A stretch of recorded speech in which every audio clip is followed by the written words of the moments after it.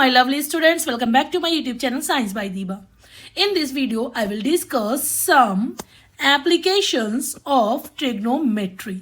ठीक है, इस चैप्टर को हम ट्रिग्नोमेट्री के जस्ट बाद लगाते हैं क्योंकि जब तक हम ट्रिग्नोमेट्री का ज़्यादा से ज़्यादा पार्ट सीख चुके होते हैं. चलिए इसे थोड़ा सा रिवाइज कर लेते हैं, देन हम आगे बढ़ेंगे. ठीक है, देखो हमने क्या पढ़ा था ट्रिग्नोमेट्री रेशियो में.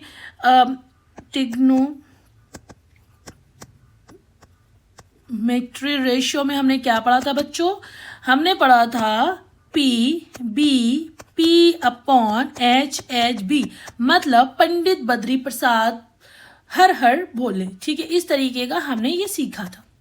अब इसमें क्या था, ये हमारा होता है ऊपर से दैट इज साइन, और ये वाला हमारा हो जाता है कॉस, और ये वाला हमारा हो जाता है टेन.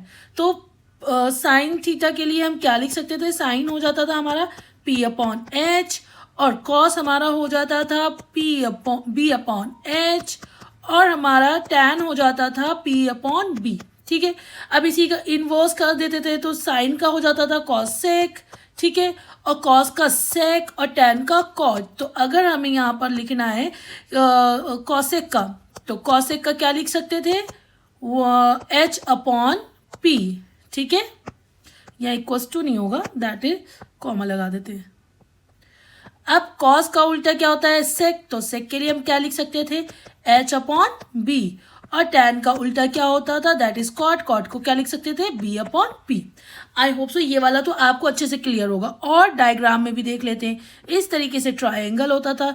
यहाँ पे अगर 90 एंगल होता था तो ये हमारा हो जाता था परपेंडिकुलर, ये हमारा हो जाता था बेस, और ये हमारा हो जाता था हाइपोटेन्यूज. ठीक है, अगर और ये वाले एंगल के हिसाब से ये एंगल और ये 90 डिग्री जिस लाइन को मैच करते हैं उसी को हम लोग बेस कहते हैं. अगर हम इसमें दूसरा एंगल ले लें, जैसे कि इस एंगल को ले लेते हैं. ठीक है, सो ये इस टाइम पर ये हमारा 90 हो गया. तो यहाँ पे हम क्या कह सकते हैं? ये एंगल और ये बेस, ये 90 डिग्री और ये वाला एंगल मिलके क्या बना रहा है? इसको बेस बना रहा है. तो यहाँ पे ये बेस हो गया, ये परपेंडिकुलर हो गया, और ये हाइपोटेन्यूज हो गया. आई होप सो ये वाला तो आपको अच्छे से क्लियर हो गया होगा. ठीक है, इसमें और क्या हम पढ़ते हैं? हमने जो है वैल्यूज पढ़ी थी किसकी? साइन थीटा, कॉस थीटा और टैन थीटा. हमने और भी पढ़ा था, लेकिन इसमें ज़्यादा साइन कॉस एंड टैन का ही यूज़ होता है. और इसकी बात करें तो 30 degree and 45 degree and 60 degree का यूज़ ज़्यादा होता है. ठीक है, तो इसको आपको खूब अच्छे से अपने दिमाग में बसा लेना है ना. जैसे साइन 30 की वैल्यू कितनी होती है? 1/2 होती है बच्चों. कॉस 30 की वैल्यू कितनी होती है? दैट इज √3/2 होती है. ठीक है, और टैन 30 की वैल्यू कितनी होती है? That is 1/√3. इसी जगह पे साइन 45 की वैल्यू कितनी होती है? 1/√2. और कॉस 45 की वैल्यू कितनी होती है? इसकी भी सेम होती है, दैट इज 1/√2. और टैन 45 की वैल्यू होती है 1. फिर साइन 60 की वैल्यू कितनी होती है? That is √3/2. और कॉस 60 की वैल्यू कितनी होती है? That is 1/2. और हमारे टैन 60 की वैल्यू होती है √3. यही सारी वैल्यूज हमें इस वाले चैप्टर में यूज होंगी. ठीक है, चलो और एक और चीज इसमें हम पढ़ा देते हैं. और क्या यूज होगा? ठीक है, देखो एक होता है line of site. Line of site किसे कहते हैं? सपोज हमारे पास ये लाइन है और ये एक ऑब्जेक्ट हमारा यहाँ पर है. तो जब हमारी ये लाइन जो ये आईज जो है इस ऑब्जेक्ट को देखेगी तो लाइन ऐसे बनेगी. तो इसको हम लोग कह देते हैं लाइन ऑफ साइट. क्लियर?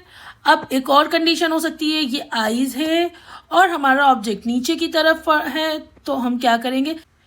जब ये आईज नीचे की तरफ देखेगी तो ये ऐसे बन जाएगी नीचे की तरफ. तो इसको भी हम लोग कहेंगे लाइन ऑफ साइट. तो बच्चों लाइन ऑफ साइट समझ में आ गया? ठीक है, अब सेकेंड हम क्या सिखाएंगे? Horizontal line. हॉरिजॉन्टल लाइन क्या होती है बच्चों? अब ये जो ग्राउंड लेवल पे ऐसे देखेगी तो दैट इज हॉरिजॉन्टल लाइन. ठीक है, अब ये ग्राउंड लेवल पे देखेगी दैट इज हॉरिजॉन्टल लाइन. ठीक है, ये हमारी क्या हो गई? Horizontal line. लिख देती हूँ हॉरिजॉन्टल लाइन.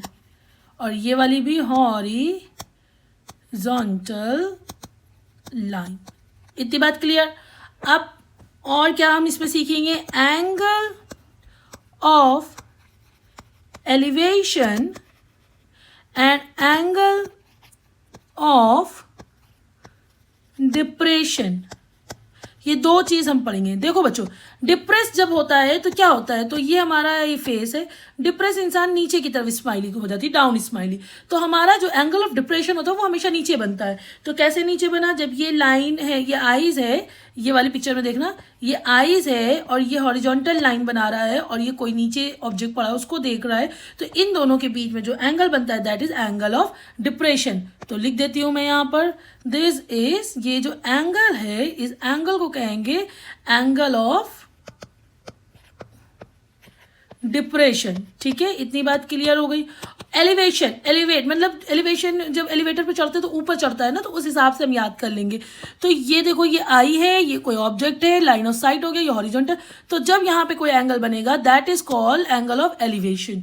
ठीक है, तो हम इसको भी यहाँ लिख देते हैं, ऐसे बनाएंगे और ये हो जाएगा angle of elevation. I hope तो ये आपको क्लियर हो गया। इसी चीज का हम इस चैप्टर में यूज करने वाले हैं, line of site, horizontal line, angle of elevation, angle of depression. ठीक है, ये हमने देख लिया। हमने ये देख लिया कि क्या क्या इस चैप्टर में पढ़ना है, कौन कौन सी वैल्यू को याद कर लेना है, और ये तो हमें पता ही था ट्रिग्नोमेट्री रेशियोज को। तो ये थे कुछ एप्लीकेशन किसके, ट्रिग्नोमेट्री के। तो ये हमारा छोटा सा इंट्रोडक्शन पार्ट था। नेक्स्ट वीडियो में हम इसके क्वेश्चन को सॉल्व कराएंगे। तब तक के लिए थैंक यू सो मच।